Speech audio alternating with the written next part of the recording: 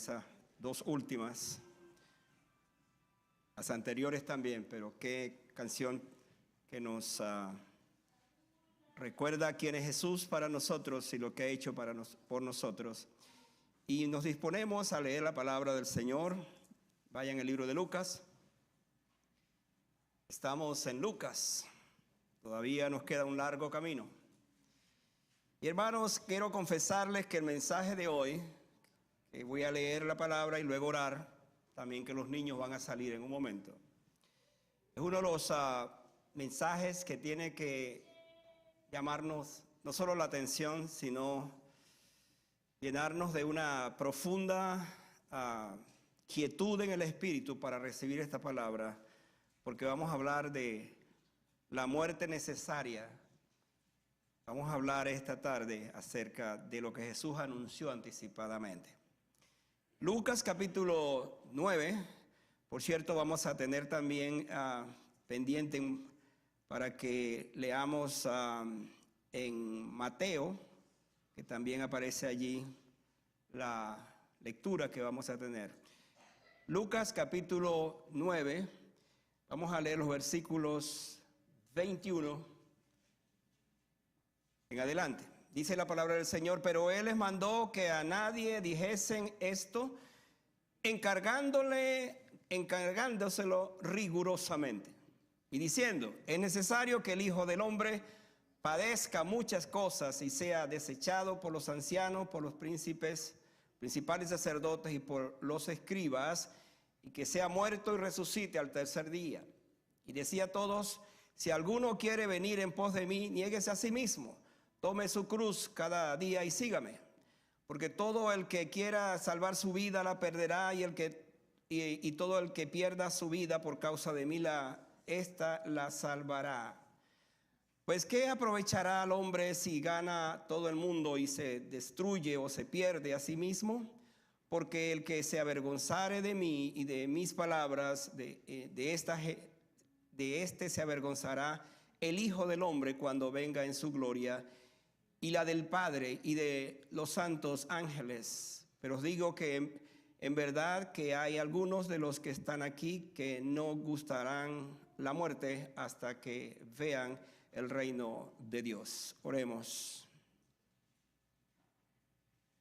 Señor, en este momento necesitamos, como siempre, tu auxilio, el del Espíritu Santo, para poder traer una palabra como esta. Hablar de la muerte tuya anticipada, hablar de lo que constituyó para siempre la salvación, el perdón de los pecados nuestros. Hablar de tu dolor, de tu sacrificio en la cruz, de tu sangre, de tus gemidos, de tu tristeza, de tu abandono, de la vergüenza de la cruz. Hablar de este tema, en verdad, es un tema que nos toca muy de cerca. Ojalá que no haya irreverencia en mi corazón cuando escucho esta palabra. Ojalá haya quietud en mi alma, contemplativa. Ojalá en mi corazón exista una disposición para imaginarme el momento cuando tú no solo dijiste esto, sino hiciste realidad, o se hizo realidad tu muerte, solo por mis pecados, por mi condición. Señor, ayúdame a corresponder esta tarde a esta palabra que voy a escuchar. Cuando hablaremos de negarnos a nosotros mismos, ¿qué palabra, Señor, es esta? Y cuánto nos toca a nuestros corazones. Gracias pues por esta tarde y por este tiempo, en el nombre de Jesús. Amén. Los niños van a sus respectivos lugares, ustedes se sientan y allí vamos a estar inmersos en la palabra de hoy. Mientras los niños, quiero decir, van a sus lugares, tengan su Biblia también abierta en Mateo capítulo 16, porque vamos a usar los dos pasajes, de hecho en Marcos también, pero vamos a usar especialmente Mateo y Lucas, porque tienen una relación muy estrecha, muy íntima, tanto Lucas como Mateo. Mateo 16, los versículos 21 también en adelante. La vamos a tener abierta porque vamos a usar, indistintamente vamos a usar a Lucas y Mateo para darle hilación a toda la historia y entender todo este pasaje. Otra vez, ahora estamos en Lucas 9. Yo quiero llamar la atención en este pasaje para que pensemos en el tema titulado La muerte necesaria.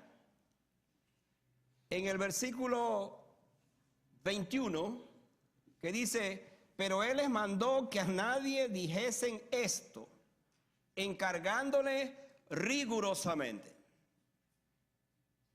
Esto parece una paradoja cuando anteriormente Jesús había preguntado, ¿quién dicen los hombres que es el Hijo del Hombre? Y algunos dijeron, bueno, creo que es Elías, creo que es Juan el Bautista, Jeremías o alguno de los profetas. Ahora dice, o les pide a ellos que no digan nada. Así que después de preguntar a sus discípulos sobre su opinión y recibir la respuesta, Jesús les pide que mantengan un silencio, lo que se conoce como el orden del silencio. Y es un tema que intriga mucho porque nos vamos a preguntar esta tarde, ¿por qué Jesús les pidió a sus discípulos que no dijeran nada? Por supuesto, era muy difícil que ellos no dijeran nada después de lo que estaban viendo. Más adelante Juan va a decir, ¿cómo podemos callar lo que hemos oído, lo que hemos visto, lo que hemos tocado? Pero la pregunta entonces es, ¿cuál era el propósito detrás de esta prohibición? ¿Por qué Jesús está hablando en esta forma? La respuesta se encuentra en el contexto de la anunciación de su muerte. ¿Cuál es la idea de esto? Si Jesús hubiera permitido que la gente lo reconociera públicamente como el Mesías, habría generado entonces una conmoción política, porque incluso su ministerio se iba a complicar. A lo mejor iba a haber una situación que lo iban a nombrar como rey, por ejemplo. Acordémonos que cuando hablamos del tema que él alimentó a aquella multitud, ellos querían hacerle rey. Estaba en el ambiente, la expectativa era de un Mesías libertador que pudiera liderar una revolución política allí en Israel, en Jerusalén especialmente. Así que en ese momento Jesús, cuando habla de esto, él anuncia, y tome en cuenta esta nota, anuncia 3 veces su muerte. En el contexto de la Biblia, los libros que hablan, los evangelios, anuncia 3 veces su muerte. Y es interesante verlo en ese sentido porque para los discípulos esta situación de que Jesús tuviera que morir era como un golpe muy fuerte, toda vez que el Mesías que se esperaba no era para que muriera, sino para que enfrentara en todo caso lo que ellos pues esperaban en torno a su libertad. La muerte de Jesús no sería la de un rey conquistador entonces, políticamente hablando. La muerte de Jesús sería como un Mesías, pero como un Mesías que vendría entonces para morir por los pecados de la humanidad. Ese concepto para los judíos no cabía en su mente. No era posible que un Mesías muriera por los pecados, porque en todo caso si iba a morir, que muriera en una batalla, que muriera peleando. No que muriera de esa forma como va a morir Jesús. En ese momento Jesús se sometió entonces a la humillación. ¿A cuál humillación? A la humillación más grande, la humillación de la cruz. Cuando Él le dice, no digan nada ahora, porque es el tiempo de la humillación, es el tiempo va a venir el tiempo de mi muerte, pero entonces después sí hablarán, después sí dirán, después sí proclamarán. ¿Qué van a proclamar? Pues mi resurrección.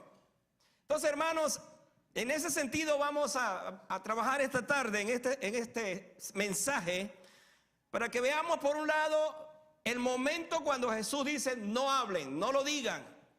Llegará el día cuando van a publicar esta verdad. En ese contexto entonces se nos presenta el mensaje de hoy. Y vamos a analizarlo, vamos a analizar la trascendencia y naturaleza de ese mensaje que se titula La muerte necesaria. Uno tiene que preguntarse muchas cosas en este pasaje y en este contexto del mensaje. Porque en efecto Jesús anuncia su muerte. Yo quiero que usted capte esto, hermano, porque seguramente el Señor nos va a hablar esta tarde de diferentes formas. Pero donde quiero que lleguemos es, ¿por qué Jesús entonces ya a esa edad anuncia su muerte? Al pensar entonces la trascendencia y la naturaleza de esa muerte necesaria, surge una verdad inmediata de este pasaje. Y es que aquí tenemos una decisión ineludible. Mire lo que dice el versículo.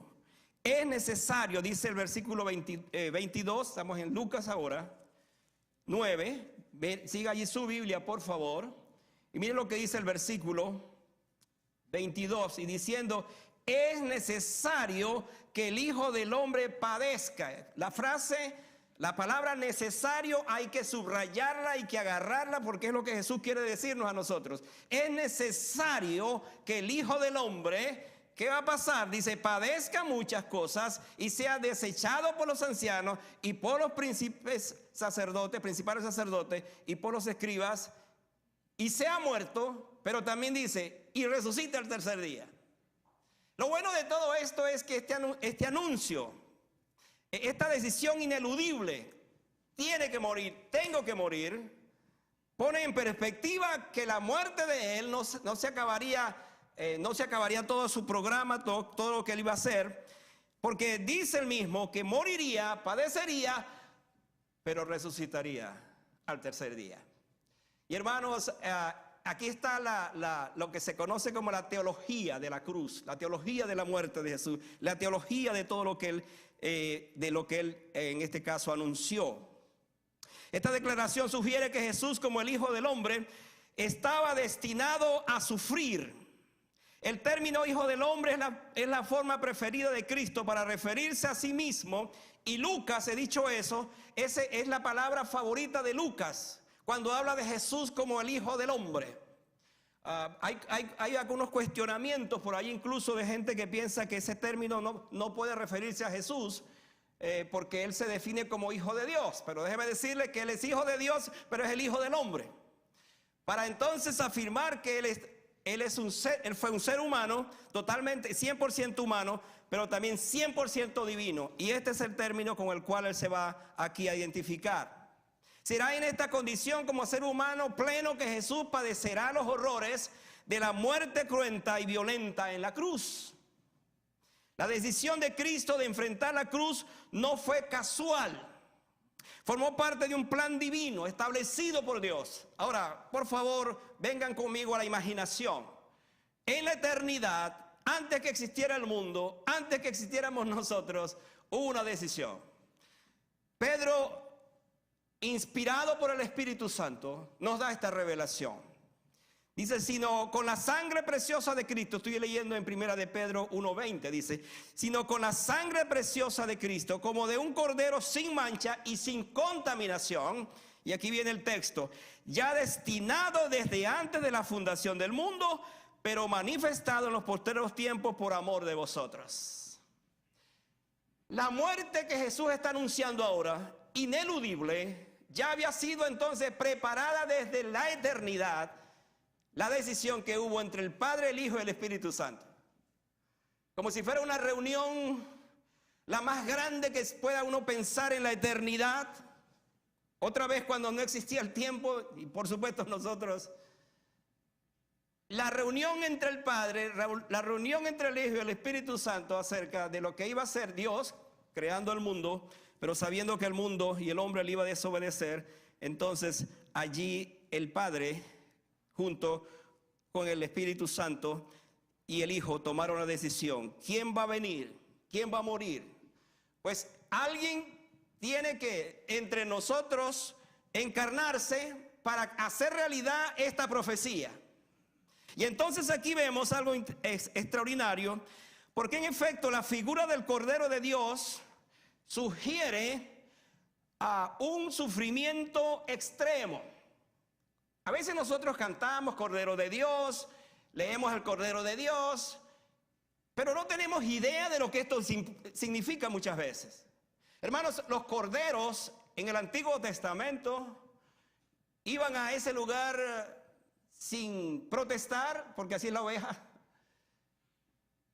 Los llevaban, ellos simplemente obedecían, y allí el sacerdote agarraba un cuchillo, lo degollaba completamente, y allí el cordero está en el altar, derrama toda su sangre, absolutamente toda su sangre, y allí queda muerto. Cuando la Biblia dice que Jesucristo es el Cordero de Dios, es la figura que va a ilustrar que Él moriría, pero no era cualquier muerte.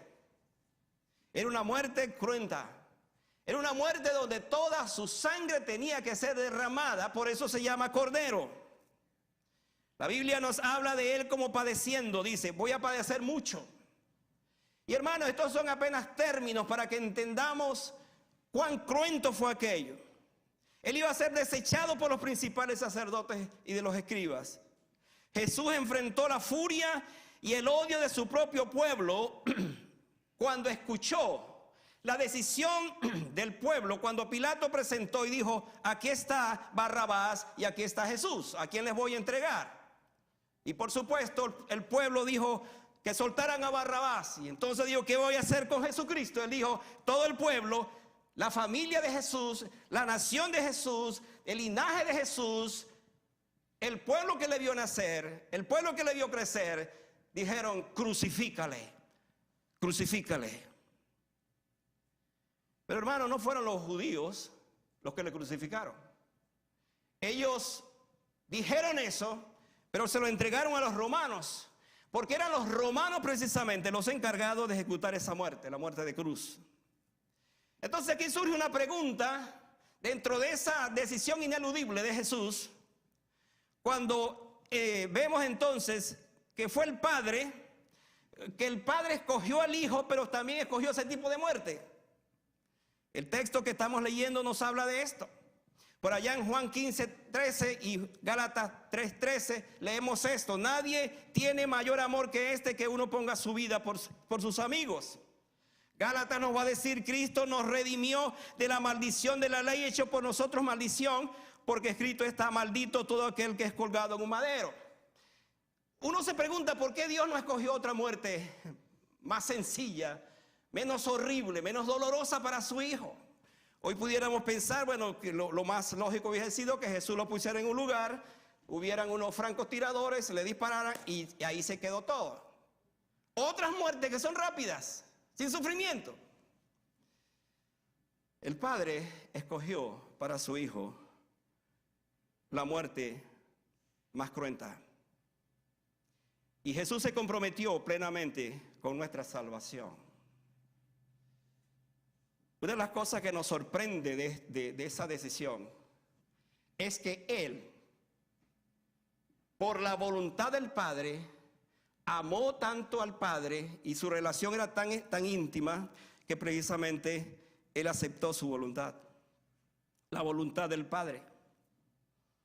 Aún estando en la agonía de la cruz, sabiendo que esta muerte era la peor de la muerte, Él quiso estar consciente de esa muerte. Y aquí hay cosas que a veces nosotros leemos la Biblia, pero no captamos la magnitud de esto. Cuando Jesús está en la cruz, uno de los soldados llegó, empapó en un recipiente una esponja con vinagre, porque era la costumbre, era para que el vinagre pudiera entonces calmar el sufrimiento, el dolor de ese momento. ¿Qué pasó con Jesús? Rechazó el vinagre. ¿Por qué rechazó el vinagre? Porque Él quería estar consciente. Hasta el momento cuando dijo, consumado es. En tus manos entrego mi espíritu. Hasta ese momento estuvo consciente, estuvo sufriendo. Por eso rechazó el vinagre. No quiso mitigar su dolor. Quiso estar consciente de su dolor. Y hermano, cuando uno piensa en esto y piensa en la salvación y pensamos en todo lo que Él hizo por nosotros, nos seguimos preguntando cuán grande ha sido el amor de Dios al dar a su Hijo Jesucristo por nuestros pecados. Y aquí viene el compromiso de nosotros. Aquí vienen los retos para nosotros frente a esa muerte necesaria. Esto me lleva a otra consideración, y es que aquí tenemos una tentación inesperada. Ahora, por favor, vayan a Mateo. Regresen un poquito a Mateo. Tengan así allí abiertas los dos pasajes. Porque vamos a dar hilación a esto para que entendamos varias cosas en esto de esa muerte anunciada. El versículo 22 del capítulo 16 de Mateo dice: entonces Pedro, tomándole aparte, comenzó a reconvenirle. Esta palabra es aconsejarle. Lo tomó aparte y le dijo: Señor, ten compasión de ti, en ninguna manera esto te acontezca. Pedro escuchó decir: voy a morir. La muerte es inevitable, es ineludible. De hecho, el texto dice eso. Es necesario. Esa es la parte que estamos enfatizando. Aunque desconocemos la reacción de los demás discípulos, la respuesta de Pedro ante el anuncio de la muerte de Jesús provocó una reacción en Jesús tan grande que precisamente cuando leemos el pasaje, otra vez, ubíquense allí en Mateo, el capítulo 16, y mire cómo el texto nos habla precisamente de esta condición de allí donde Pedro está diciéndole a Jesús que no le acontezca semejante cosa. Ven allí lo que dice el versículo que sigue. Pero él, versículo 23, volviéndose dijo a Pedro: quítate delante de mí, Satanás, me eres tropiezo, porque no pones la mira en las cosas de Dios, sino en las cosas de los hombres. Ahora, hermano, por favor, sígame en esto, porque la semana pasada dijimos que Pedro, por inspiración divina, inspiración de Dios, llamó a Jesucristo: tú eres el Hijo del Dios viviente. Tú eres el Cristo, el Hijo del Dios viviente. Pero ahora Jesús le está diciendo: tú eres Satanás. ¿Por qué la Biblia nos revela estos aspectos? ¿Qué nos quiere decir el Señor? Cuando Pedro le dice al Señor que no te pase eso, que no te suceda eso, estamos hablando en un sentido pues de alguien que quiere a su maestro. Pero en ese momento Pedro no entendía lo que estaba haciendo. Ahora, síganme en esto para que entendamos bien la idea. Porque, hermano, si nosotros estuviéramos en presencia de alguien que está enfrentando un peligro, que sabemos que se va a caer, que sabemos que le va a pasar algo, nosotros, por supuesto, actuamos, nos movemos, decimos algo y detenemos a esa persona, porque no queremos que le pase algo, menos que muera. No sé si captan la idea. Pedro, en un sentido, está en ese momento diciendo: Señor, no te pase eso. Claro, Pedro también está pensando en el Mesías que no debe morir. Y Jesucristo le dijo: Pedro, en este momento tú no estás hablando por el Espíritu, tú estás hablando por la carne. Por eso le dice: apártate de mí, Satanás. En momentos de emoción intensa tenemos que actuar más por el Espíritu que por el instinto. Y por supuesto, en esa ocasión Pedro no entendía. Pero hermanos, aquí lo que sí tenemos que entender es que Satanás estaba desde el principio detrás de eso para que en efecto Jesús rechazara la muerte. ¿Por qué decimos esto? Por ejemplo, cuando vamos al huerto del Edén, allí están nuestros padres, Adán y Eva. Y Satanás se hizo presente. Y la primera palabra que lanzó Satanás allí, a través de la serpiente, para detener los propósitos de Dios, lo dice: con que Dios os ha dicho. Es una frase para que captemos que Satanás desde un principio ha querido interrumpir la obra de Dios. Por supuesto, él va a producir la caída. Y esta táctica le ha funcionado a él. Cuando Jesús va a comenzar su ministerio, dice la Biblia que duró 40 días y 40 noches orando. Y durante ese tiempo Satanás lo tentó 3 veces. La tentación tenía el propósito de disuadir a Jesucristo para que siguiera adelante.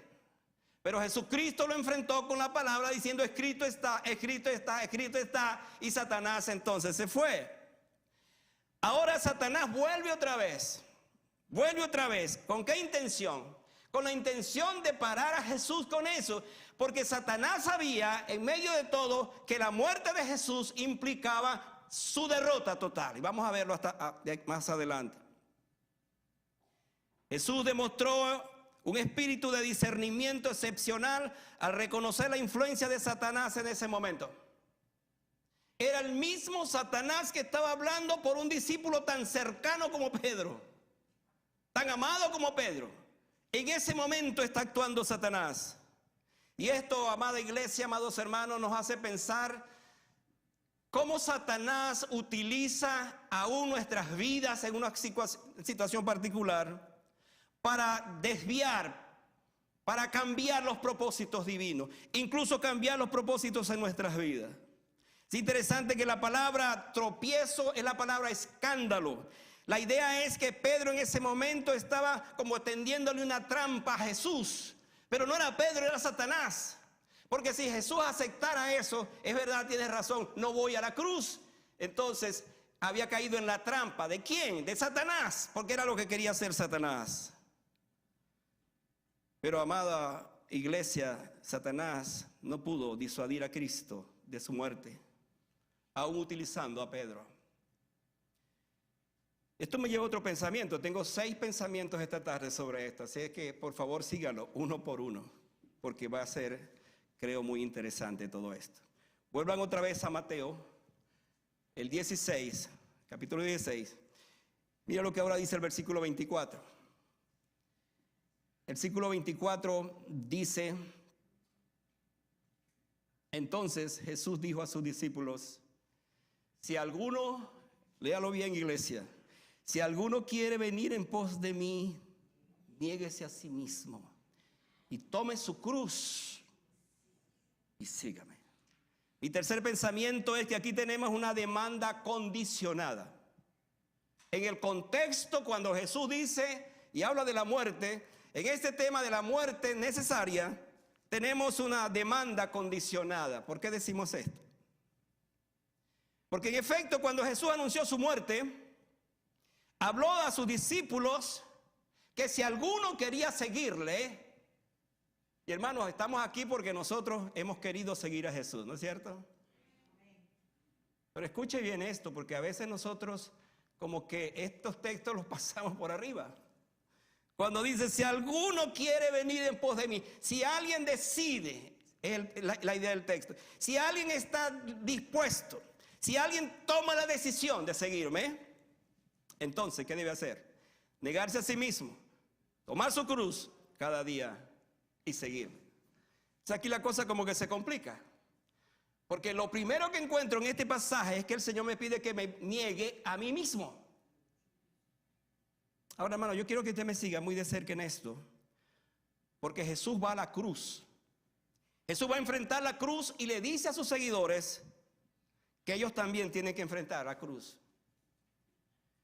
Por supuesto, aquí hay algo que es muy ilustrativo, y es el hecho de que esta demanda sin condiciones, sino que es una demanda que tiene que cumplirse, refleja la manera como estaba concibiendo Jesús su propia muerte y sobre todo la voluntad del Padre. Lo que Jesús quería hacer era la voluntad del Padre. Entonces, ¿qué significa esto? Negarse a sí mismo implicaba rechazar la imposición que me presenta mi propio yo y dejar entonces que en el centro de mi vida gobierne y me dirija el Señor Jesucristo. La negación es el primer requisito que menciona Jesús. Y nadie puede seguir a Jesús, escuche estos términos, si es egocéntrico, autodirigido y lleno de amor propio. Quien se niega a sí mismo tiene entonces, lo contrario a esto, tiene a Dios en el centro de su vida. Cuando Jesús dijo negarse a sí mismo, estaba diciendo, yo lo hice. Yo lo hice y ahora voy a la cruz. Me he negado sobre todas las cosas cuando él tuvo que enfrentar allí en el huerto del Getsemaní la decisión de ir a la cruz. Es interesante que en el huerto del Edén, Adán y Eva tomaron la decisión de desobedecer. Y en el huerto del Getsemaní, el segundo Adán tomó la decisión de obedecer. Pero esa obediencia tuvo un precio, tuvo un costo muy grande. Y ahora cuando nos dice a nosotros que debemos negarnos a nosotros mismos, está precisamente diciéndonos con esto, que si en verdad yo quiero ser un discípulo de Jesús, yo debo tomar en cuenta cuánto hay de mí en mí, hablando de estos términos, y cuánto hay de Jesús también en mí. Entonces aquí tengo que hacer una evaluación, porque si todo lo que hay en mí responde a mis propios caprichos, necesidades, deseos, anhelos, etcétera, pero no corresponde a lo que Cristo desea que yo viva, entonces tengo que revisar. No me estoy negando a mí mismo. Pero por si acaso también y por si faltara algo, dice que tomara su cruz. Hermanos, la cruz, esta cruz, Jesús dijo que debemos tomarla también cada día. Me temo que hay creyentes que toman la cruz cada domingo, pero no la toman cada día. El texto dice cada día. Eso significa entonces que en toda mi vida yo tengo que saber que estoy llevando una cruz. Ahora, quiero hacer la salvedad de que esta no es la cruz de Cristo. Mucha gente dice, no, yo tengo que llevar la cruz de Cristo. No, usted no puede llevar la cruz de Cristo, porque Él la llevó, fue su cruz. Pero ahora nos impone o nos plantea a nosotros que llevemos nuestra propia cruz. Ahora, escuche por favor. La cruz no es un símbolo de lujo o de adorno, sino es un instrumento de muerte y sufrimiento. Yo veo a mucha gente, sobre todo los que tienen mucho dinero, es muy propio en los artistas, en los deportistas, llevar unas tremendas cruces en su pecho, bien grande, de oro, de plata, de diamante. Pero hermano, qué lejos está esa cruz de la cruz original. Qué lejos están esas cruces que muchas veces nosotros nos ponemos sin entender que la verdadera cruz es aquella donde Jesús nos plantea el hecho de saber que por medio de esa cruz yo tengo que morir. Porque si la muerte significó para Jesús una muerte, la cruz significó una muerte, pues para mí también llevar la cruz significa lo mismo. Los discípulos de Jesús también sabían que iban a enfrentar esa cruz. Déjeme darle esta información esta tarde. Se dice, la historia paralela a la Biblia, la tradición en este caso sería, dice que 6 de los discípulos murieron en una cruz. Y uno de ellos, se dice que fue Pedro, en este caso también, después que padeció tanto por el Señor, que cuando lo iban a matar en una cruz, él dijo, yo no quiero morir como murió mi maestro. Voy a morir en la cruz, pero va a ser hacia abajo. Me van a crucificar, pero hacia abajo. Se dice de Andrés, otro de los discípulos, que murió en una cruz, que dijo, yo no quiero morir como en la cruz, como murió Jesús. Entonces utilizaron una cruz como una X, allí lo crucificaron. Y lo dejaron varios días, como solía pasar en esas muertes, hasta que murió. Los discípulos entendieron cuando Jesús dijo, tome su cruz. Hermanos, yo quiero revelar esto. El evangelio que vivimos hoy está muy lejos, pero muy lejos del sufrimiento de los primeros creyentes.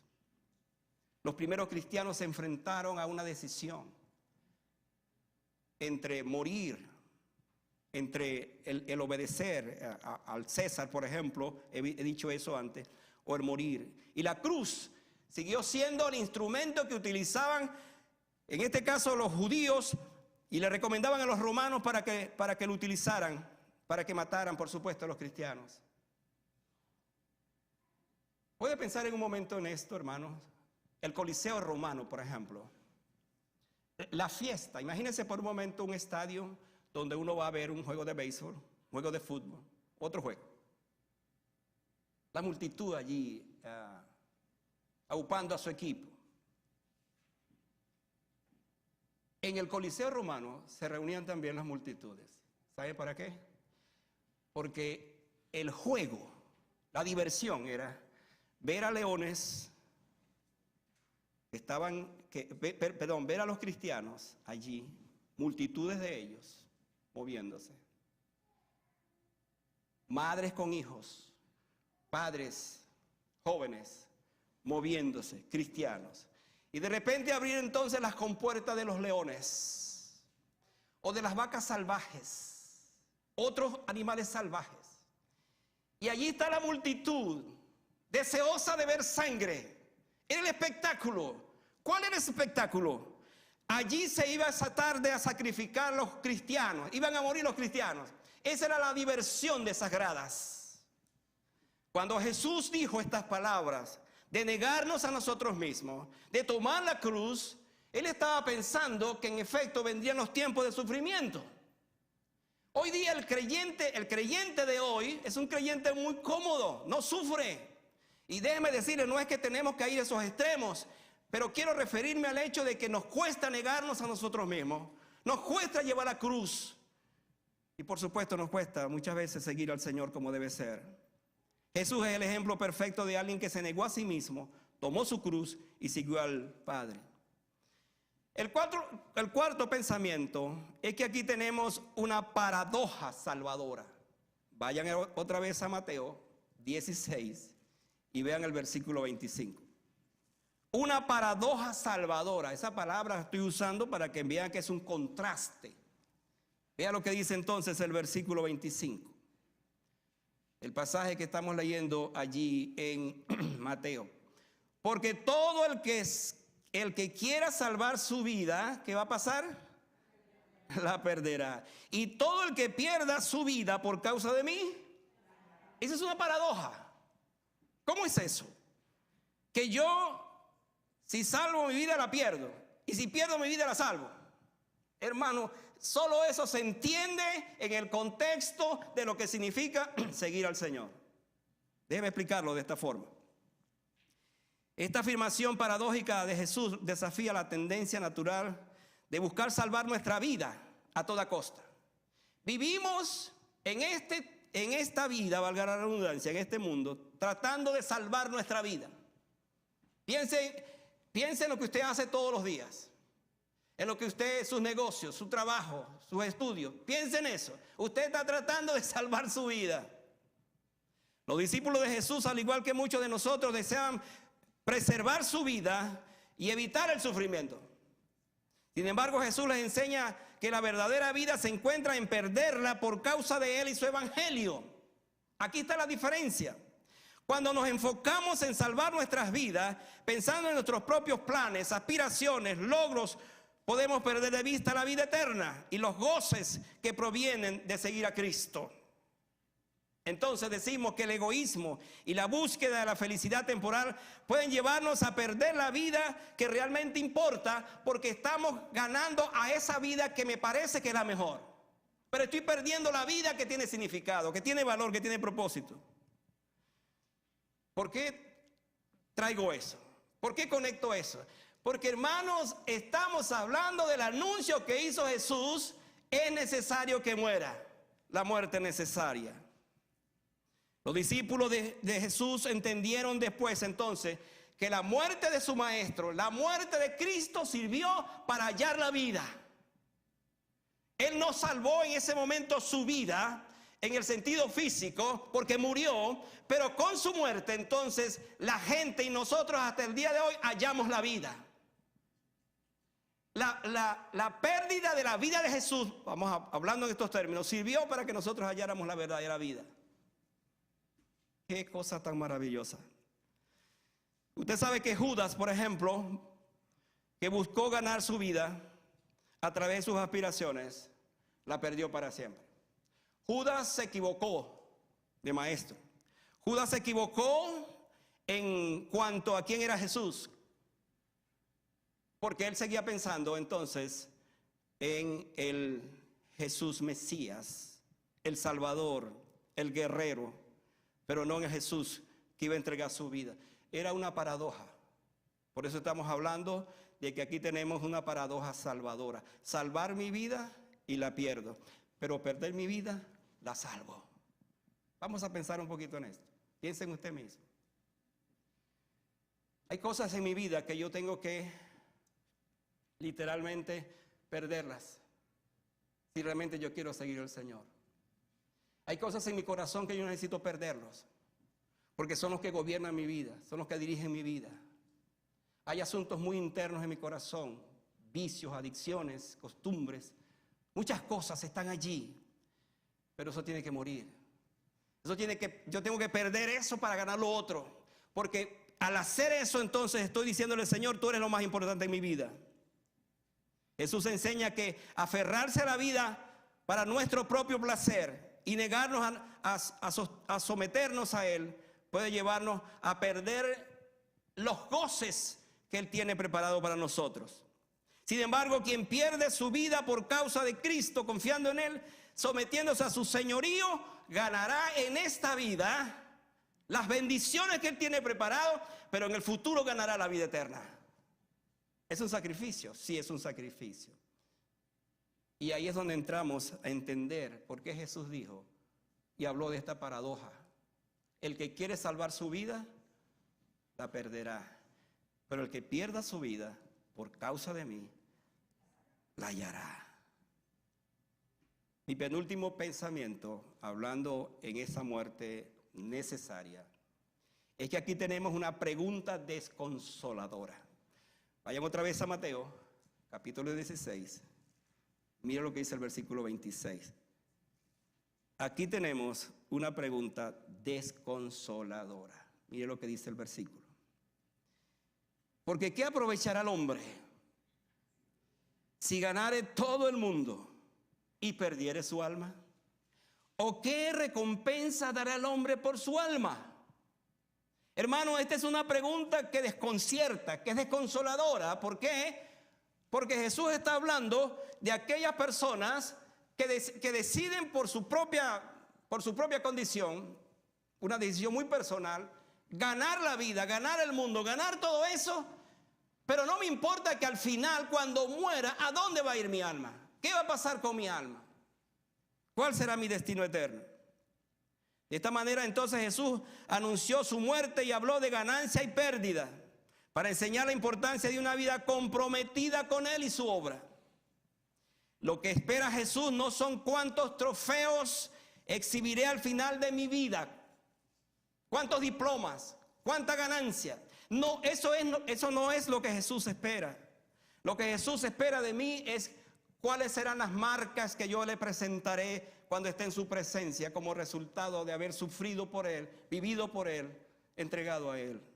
No son mis trofeos lo que al final exhibiré, es mi entrega, mi dedicación. Con esta declaración Cristo dirige nuestra atención al tiempo del fin y al juicio final, invitándonos a hacer una inversión sabia. La inversión que tengo que hacer es no en el mundo, no en sus riquezas, no en lo que me ofrece, sino entonces invertir para la eternidad, invertir para el cielo. Pablo decía, hablando de la seguridad de su salvación, porque estoy seguro de mi depósito que está en el cielo. Su banco, el banco de Pablo no estaba en la tierra. Todo lo que él hizo no estaba en la tierra en ese sentido, porque él dijo, yo ya decidí dónde iba a poner mi depósito. Por lo tanto, nadie podía quitarle ese gozo, nadie podía quitarle esa bendición. Solo un necio invertiría en algo que sabe que lo va a perder mañana.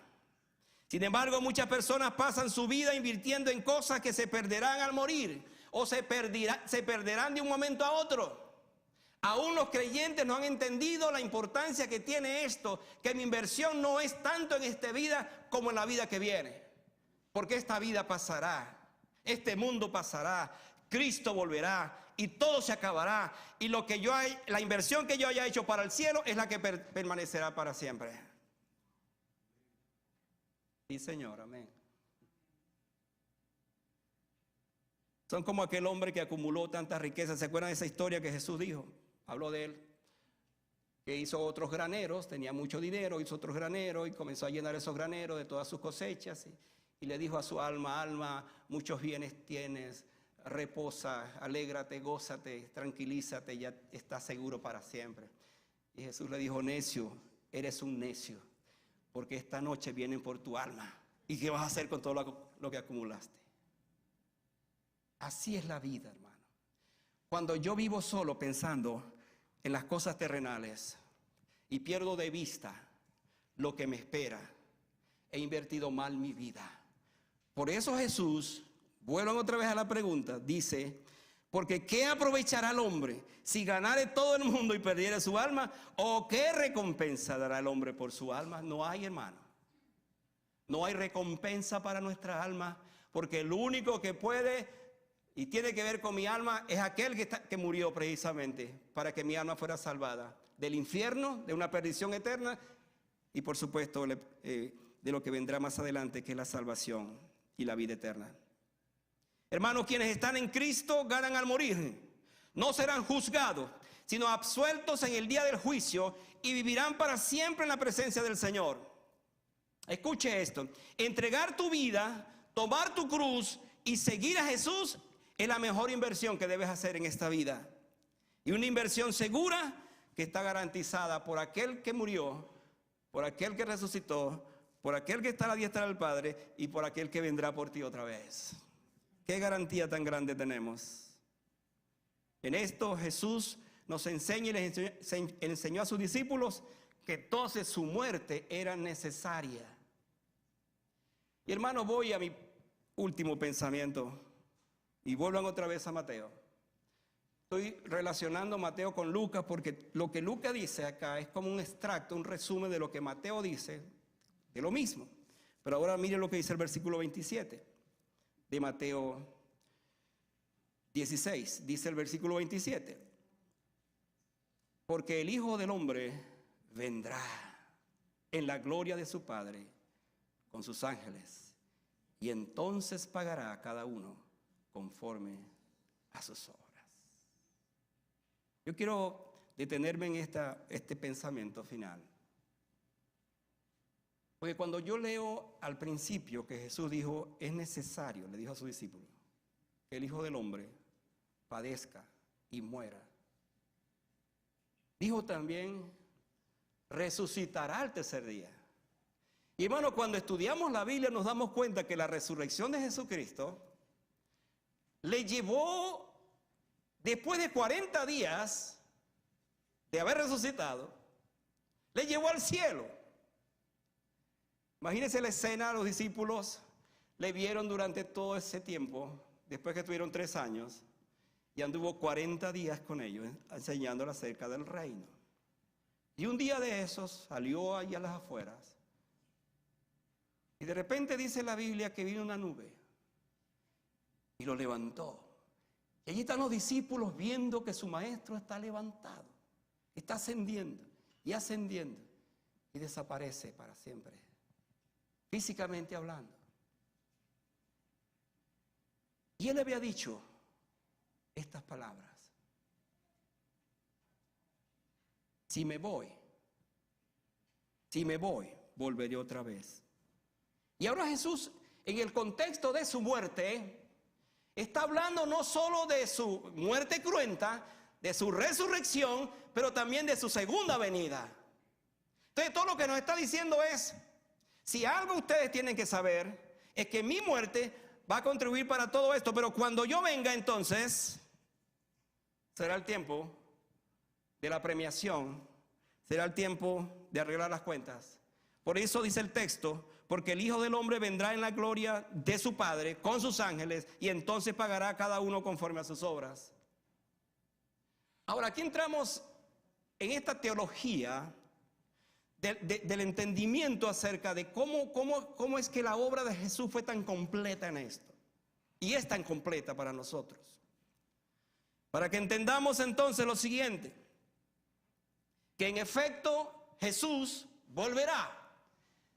Déjeme darle esta profecía que a lo mejor usted no la ha visto, o si la ha visto no la ha entendido, que muchos años atrás, antes que Jesús muriera, resucitara, ascendiera a los cielos, este profeta habló precisamente de lo que va a ser la segunda venida, de lo que Mateo nos está hablando. Escuche esto, Daniel capítulo 7, 13 al 14. Mira lo que dice. Miraba yo en la visión de la noche, y aquí con las nubes del cielo, me encanta esto, venía uno como un hijo de hombre. Estamos hablando del Hijo del Hombre, que vino hasta el anciano de días. ¿Quién es el anciano de días? Es el Padre. Y le hicieron acercarse delante de él. Y escuche, y le fue dado dominio, gloria y reino, para que todos los pueblos, naciones y lenguas le sirvieran. Su dominio es dominio eterno, que nunca pasará, y su reino uno, que no será destruido. Hermano, este es Jesucristo, esta es su venida, este es lo que nos espera. Estamos hablando de aquí, que aquí tenemos entonces una promesa consoladora. ¿Cuál es esa promesa? Él viene otra vez, pero Él viene por nosotros, pero también viene por aquellos que le rechazaron, porque dice el texto que Él vendrá entonces para pagar a cada uno conforme a sus obras. Lo que entonces se deduce del texto, que algunos ese día no podrán recibir nada sino condenación, porque sus obras, todas sus obras, fueron todo lo contrario a lo que el Señor esperaba de ellos. Pero aquellos que estemos vivos, o que hayamos resucitado, y que conocimos a Jesucristo, lo conocimos como nuestro Salvador, le rendimos nuestra vida a Él, le seguimos, nos negamos a nosotros mismos, tomamos la cruz, entonces nosotros ese día recibiremos de Jesús la premiación. Cada vez que hablamos de este tema, hermano, vienen muchos pensamientos a nuestras vidas.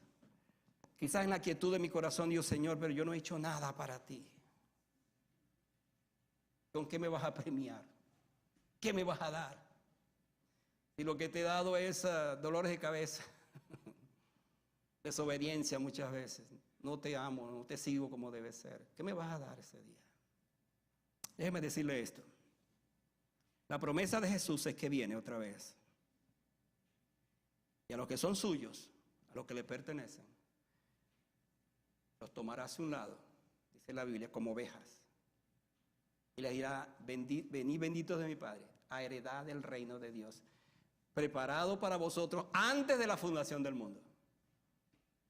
Y en esa sentencia entonces Jesús se encargará no solo de apartarnos, pero también de premiarnos. Y yo quiero decirle esto, hermano.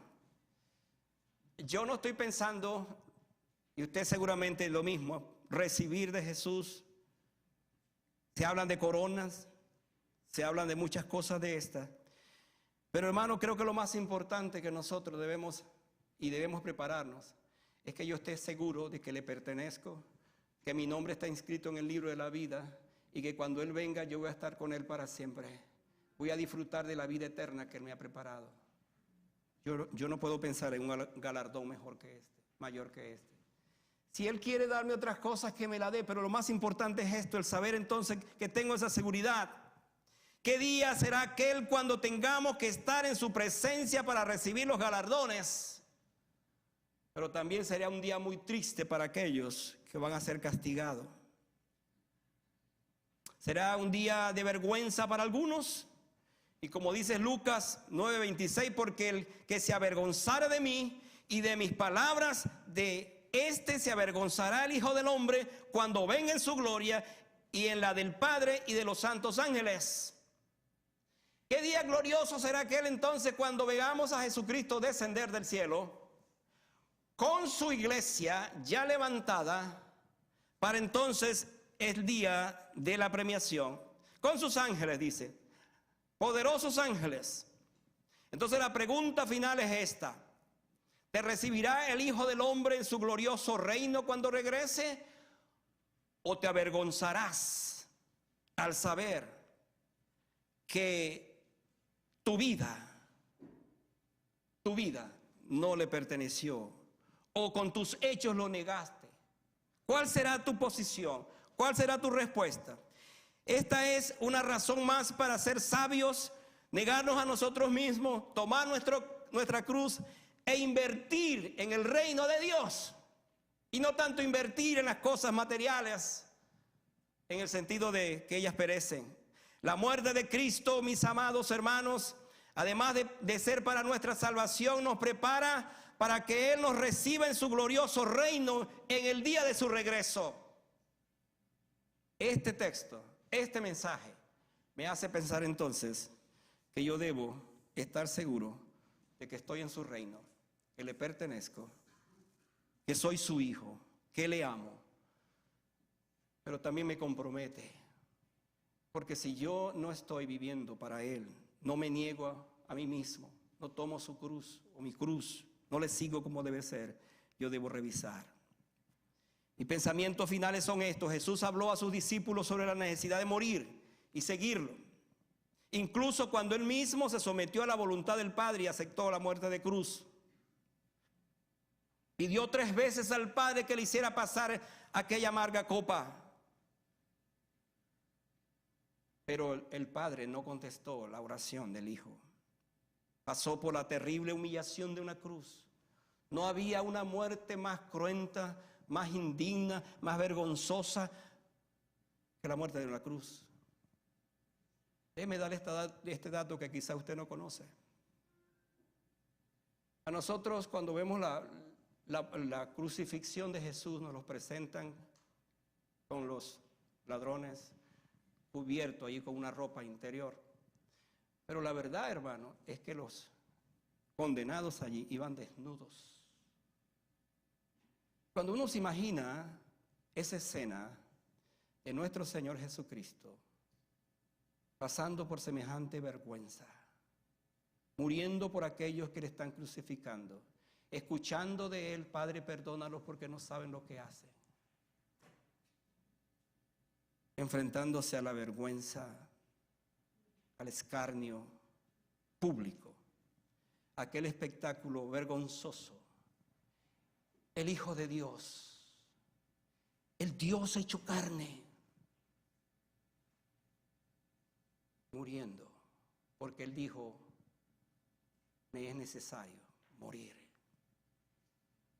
Y nosotros que ahora le seguimos, nos hace este planteamiento: hermanos, parémonos y pensemos, ¿qué tanto amo realmente a mi Jesús?